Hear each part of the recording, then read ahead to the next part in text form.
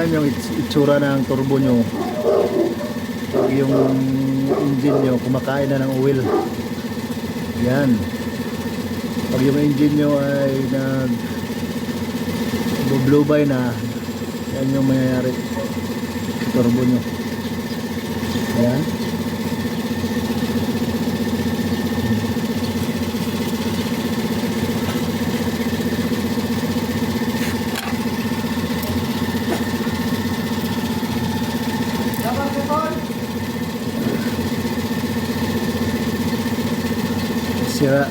Nasira yung turbo sa katagalan.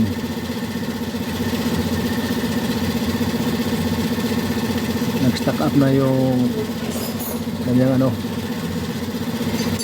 shafting sa loob.